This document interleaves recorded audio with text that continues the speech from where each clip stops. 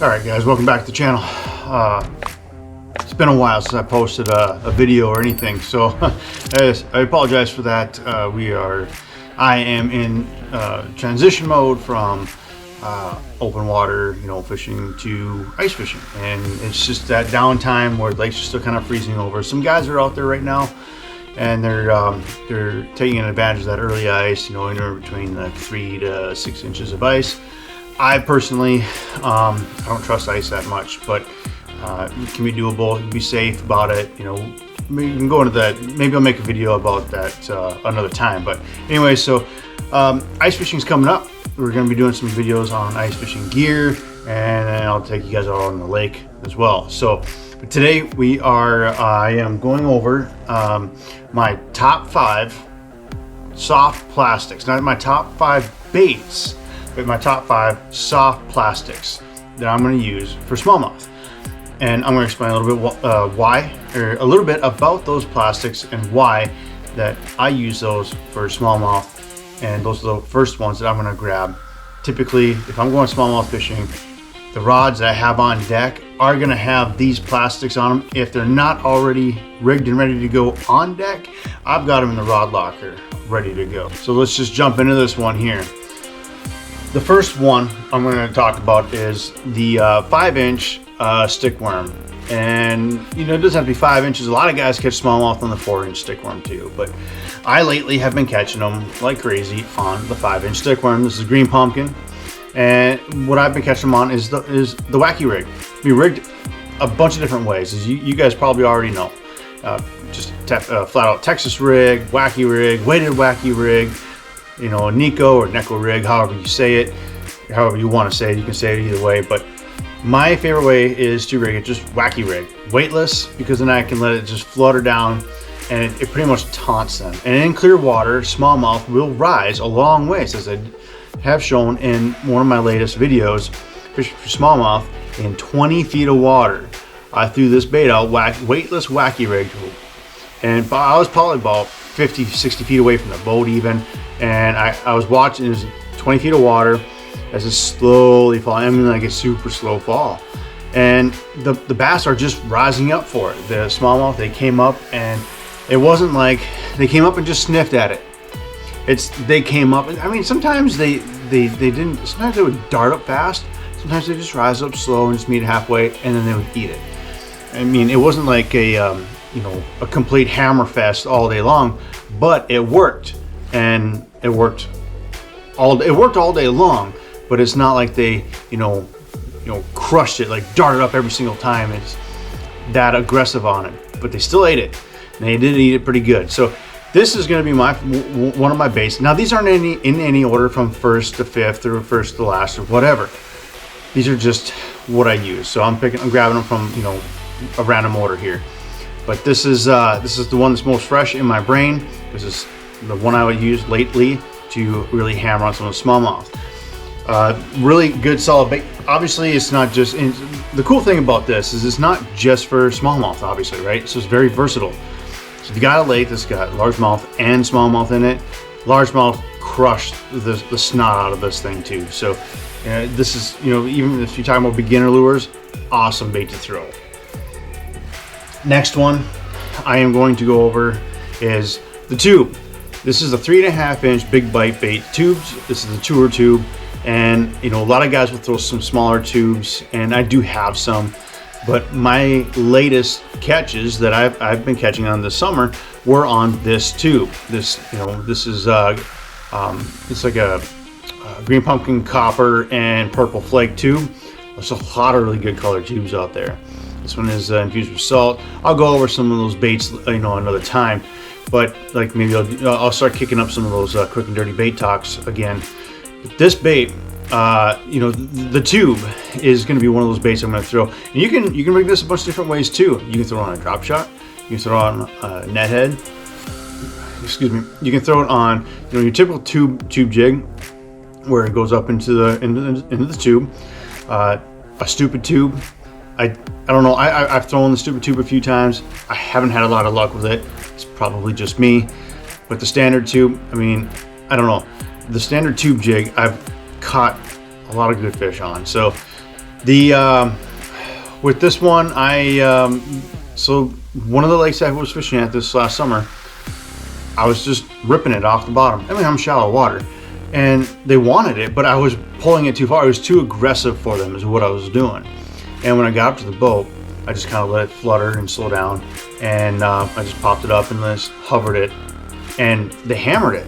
I mean, I had about 4 or 5 smallmouth trying to get this one bait. So tube, and the tube is no secret.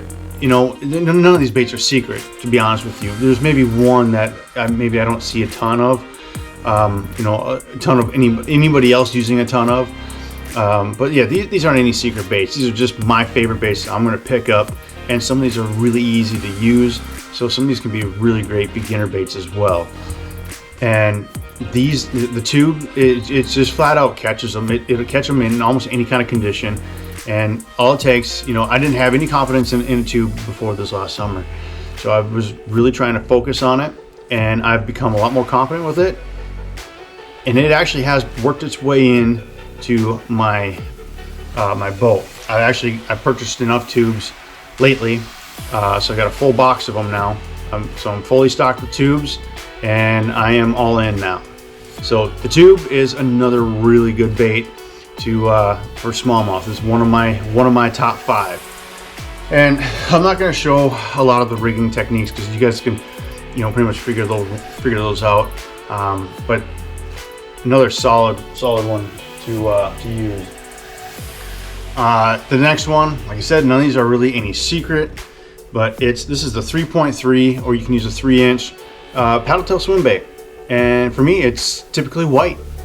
I don't know what it is about white. I put on like a chartreuse jig head and fish it in a swim jig head, non-skirted, and you know, just fish it in slow, like probably about a 1/4 ounce or an 1/8 ounce jig head, and just a slow crawl. Deep water, shallow water, I've caught them all in the same. Throw them on a skirted swim jig, you know, weedless swim jig, and just trim down the skirt on there and make it a little bit more finessey. Put this on there, and then you got a compact swim jig with you know, of course, this is a trailer. These are compact enough. I've caught a lot of smallmouth off of these. Actually, this exact, maybe not this exact one, but this exact version of a swim bait. You know, this is the Guggen Squad Saucy Swimmer. You know, you got your Kitex, and then, you know, there's a bunch of different brands out there. Use whatever one you want, but this is what I'm looking for when I'm gonna throw a small swim bait. You know, for a smallmouth, this is a 3-inch or 3.3 inch, and typically white. You can throw some green pumpkin in there too, so those are going to work very well. And a bunch of different situations, bunch of different rigging, you know, methods for this bait as well. So this is, like I said, it's been around for a while. It's not a secret. Another really solid bait. So this one could actually kind of be in the swim bait category, but I'm not going to include it in as it because I fish it a bit differently. So this one, it's kind of like your kind of like your minnow style bait, and this one is, so this is the Hog Farmer Spunk Shad, and it, you know, it's got the ribs. Hog Farmer did come out with one that's, what is it called? The Stroll Shad. So the Stroll Shad it's a smooth body. There's no ribs on it, and that one's more for, like, say your strolling methods, you know, like your jigging minnow, where you're just shaking a minnow. And this can be used for that too, don't get me wrong, but what I like to use for this one is I'll throw it on a finesse style swim jig, really finesse style swim jig, and I love to use these on bladed jigs as well. So that's a lot of times where I'm going to be using this plastic. And green pumpkin is a great color for smallmouth, clear or dirty. I fished, you know, for smallmouth in some dirty water. Green pumpkin, you'd think you'd need something brighter, but it works. So, I mean, I've caught fish on it. The one thing I do like about these baits is they are pretty durable, but it gives it more of a finesse, more of a slimmer profile. Kind of makes it more tempting for the fish to go after. So That's another really good solid little bait there that I'm going to have. Soft plastic for my top 5. There's a bunch of different ways you could rig this, I'm sure, but I really want to use it a couple different ways. A drop shot is one heck of a way to put this on there too. I just, you know, I haven't thrown it on there yet, but it's a good option.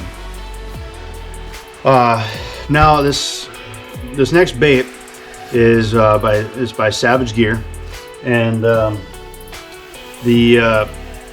this has been one of my favorite drop shot baits this last summer and the summer before, and has caught me a lot of fish. And I don't know if it's the profile of it or if there's something to do with the smell. I'm not real sure. I can't tell you guys that 'cause I just don't know. All I know is it works, and this is the Savage Gear 2.5 inch Ned craw. Really small little craw, really lifelike, realistic, and is made with that really durable plastic. So they call it Duratec plastic, and this stuff is awesome. So it stays on your hook very well. I use this on the drop shot, the Ned rig, the Ned head, and you know, you can put it on a finesse swim jigs too as well. It's a very versatile bait. You know, since it's small, you gotta keep it to more of your finesse, finesse applications. But this bait has been a pretty good producer for me. I've caught largemouth, smallmouth. I've caught walleye off of it too. Walleye like it as well. Walleye still eat craws. They're eating them out of the same place as smallmouth are, so you know, don't count walleye out of the game. And obviously pike too. I've had a pike hammer the crap out of this, and I don't even know how in the heck I didn't even break off. But anyways, this bait has been a really good bait for me too. So this one's always going to be in there. Like I said, my favorite way to throw it is drop shot or a Ned rig, and that gets.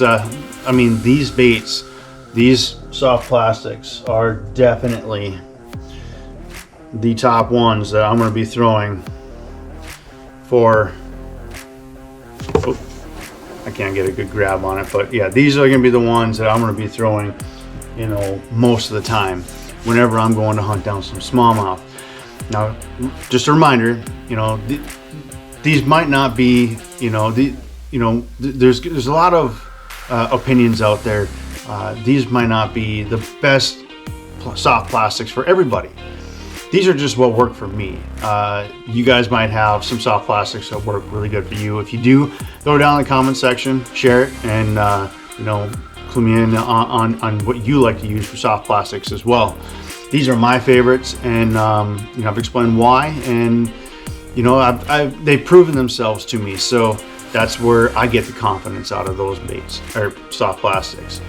And I'll do another video coming up here soon, but of my top 5 my top 5 baits, just baits for smallmouth. Now these are 5 baits that I'm gonna have on my deck. If there's smallmouth, and I'm going for smallmouth bass, so we're always going for big bass, right? So smallmouth bass, top 5. I'll make a video on those for baits. So it's gonna be the bait. It's gonna be like the jig and plastic combo, the whole bait. That's the whole thing I'm gonna throw. But for now, you got my top 5 plastics that I'm gonna throw. Now these are, you know, the reason why I'm sharing this is because these could be top 5 plastics that you would put in, like say a box, just like a single box.